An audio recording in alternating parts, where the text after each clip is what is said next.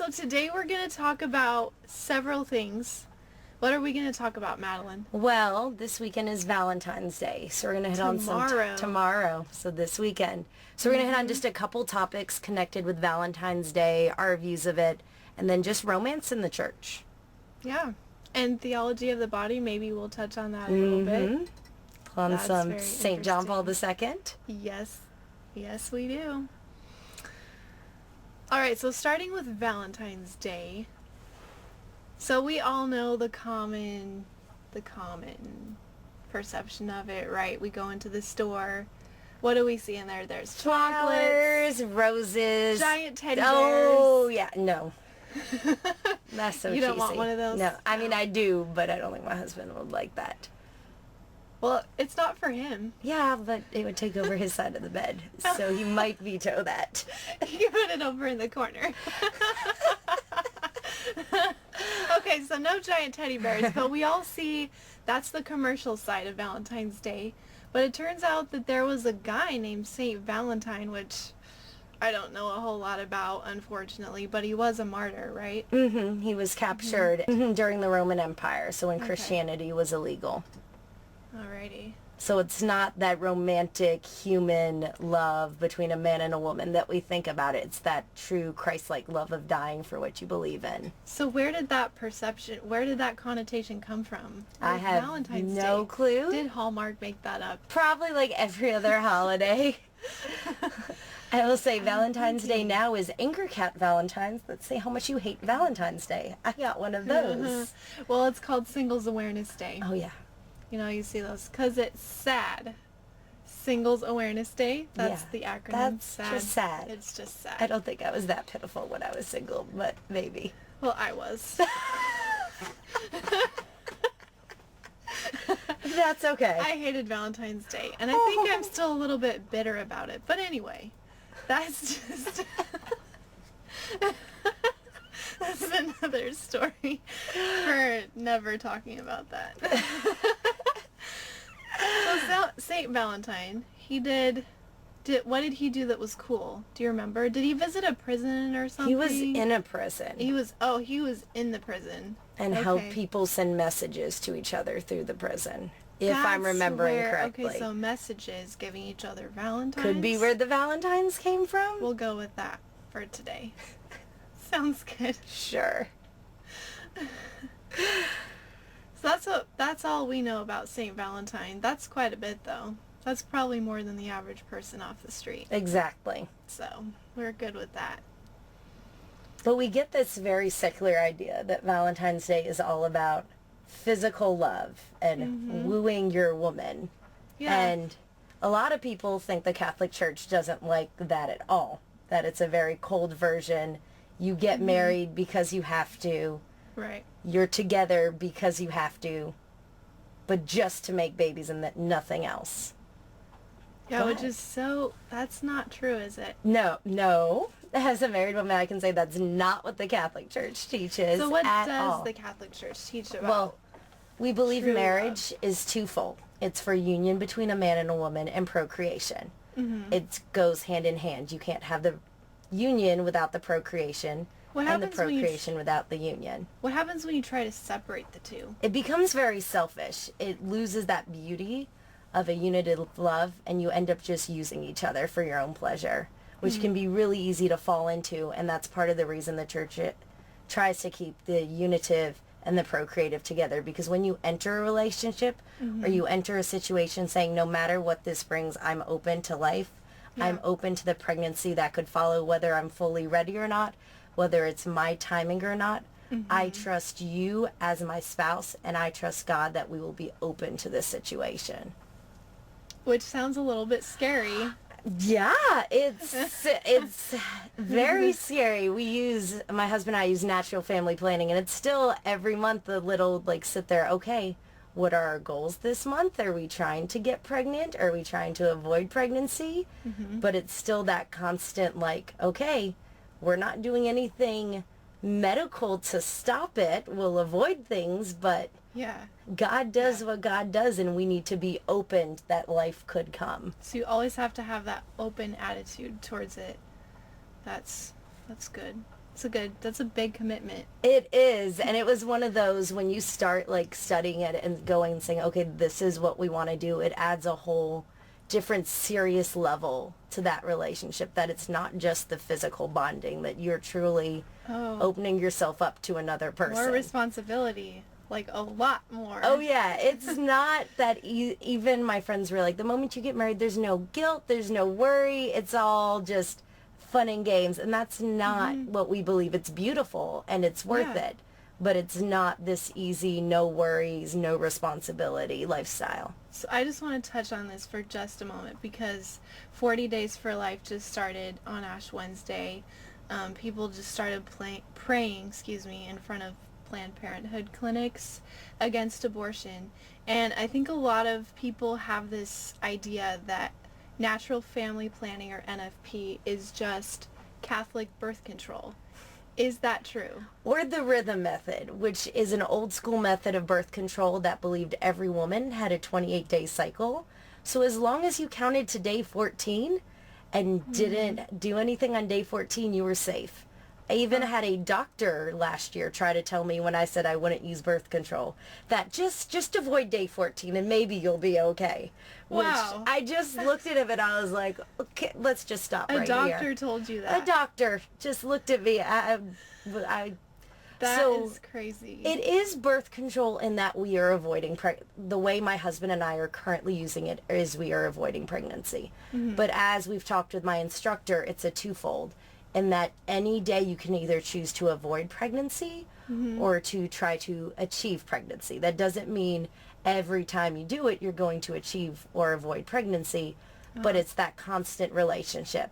We can easily one day be like, we are avoiding pregnancy and make those choices, and another day be like, we want to try to achieve pregnancy. There's not a waiting period. There's not a selfishness. We're always open, knowing that even if we're trying to avoid pregnancy could happen, and we have to be okay with that. And those are those scary conversations sometimes when you're like, maybe we are? I don't know. Let's wait and see. But that's what it means to be open to life. Like, life is beautiful, but it's not easy, and it's not clean, and it doesn't fit into a box. It's messy. It's super messy, and it's not like birth control does it any better. Having sat with friends as they worried if the pregnancy test would come back positive. There is no one-way fix to magically avoid pregnancy. If you're in a sexual relationship, you're open to pregnancy whether you're using birth control or not. It sounds like the key word here is open to life within a marriage. So that's really beautiful. All right, so let's move on to our next topic, which is theology of the body. And I'm going to let you talk a lot about that because I don't know a lot about it, unfortunately. So let's discuss that. I love theology of the body. So the way it was introduced to me is in the 20th century. We're in the period of sexual revolution. We were leaving this very Puritan idea that the body was evil, and even in many Christian sects at the time, sex was evil. Sex was a necessary evil to conceive and achieve pregnancy, but that was the only reason. It was not for pleasure. It was not for like union between a man and his wife. It was achieve pregnancy. Interesting. Which so is the unitive was not purpose was not part of the culture. I see. So you had two men at similar time periods look at this version of sexuality and go, this is broken. This isn't what it's meant to be. But they went on to opposite ends. You had Hugh Hefner, the founder of Playboy magazine, say the body is beautiful, so let's show it off. Let's show the human, and especially the female body, for all its sexuality, for all its beauty, but in turn for all its lust. And it ended up in the idea of giving a woman the freedom of her body, it turned women into an object of sexuality. Which is still going on today, even worse, right? Strong, and in more ways than we could even imagine. There are things that wouldn't have been in Playboy 40 years ago that we see popping up on television. Yeah, it's scandalous, I think. It's just horrible. And it becomes younger and younger. I was just watching something about a lingerie company for 6-year-olds.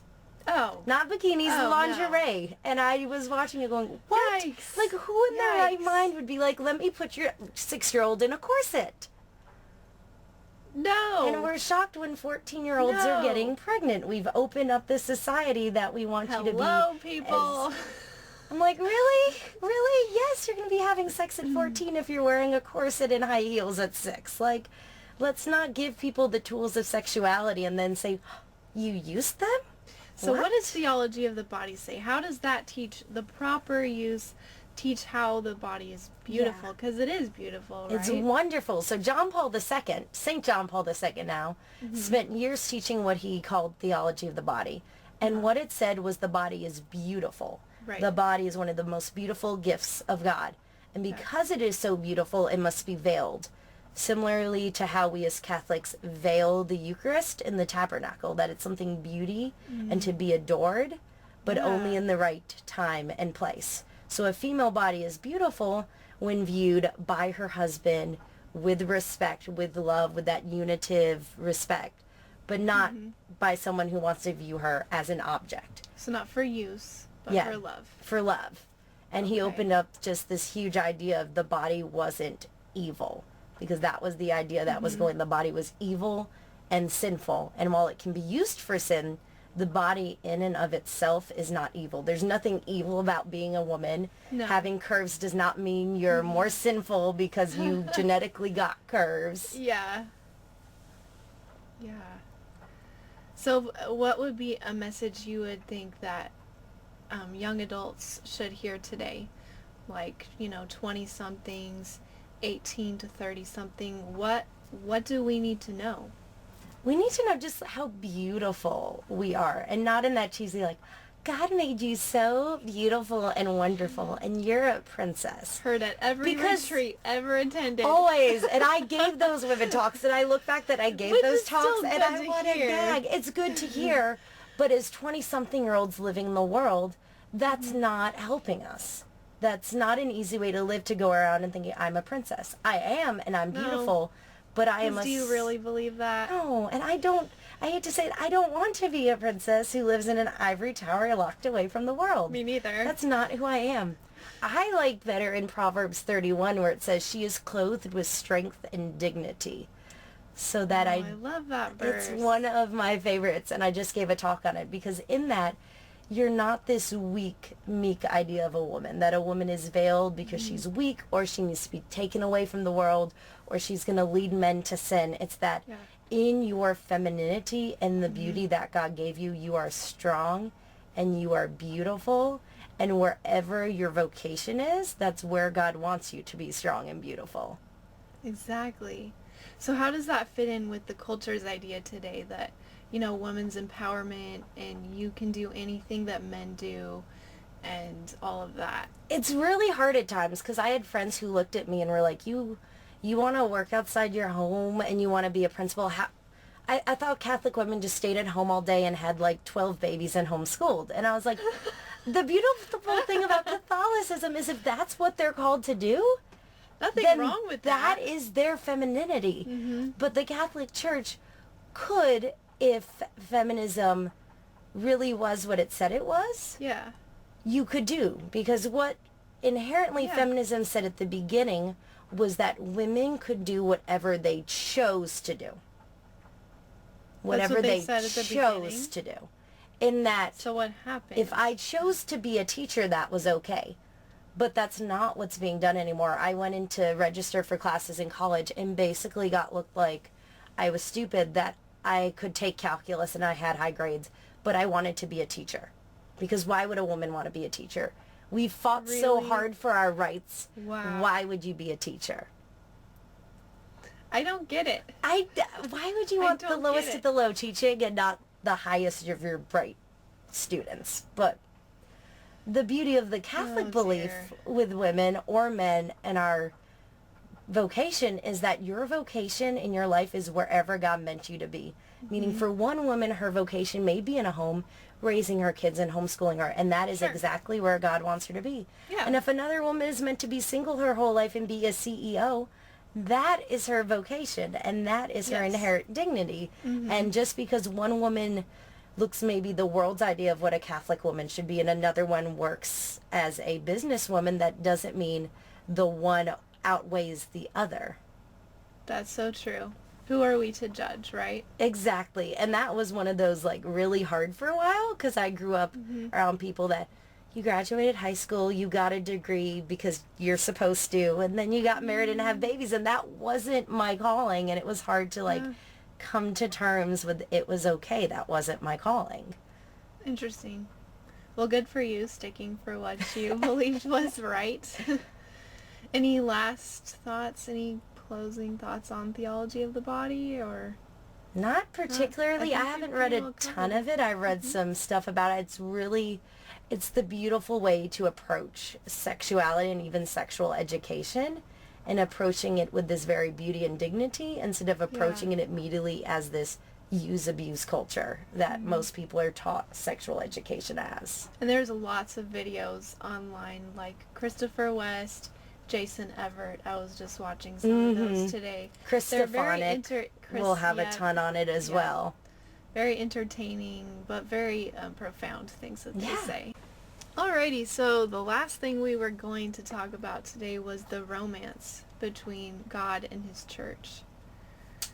And again, I'm not super knowledgeable about this. It sounds kind of like one of those abstract things. You know, like what is that? What God and his church? Obviously, God has great love for us. He is love.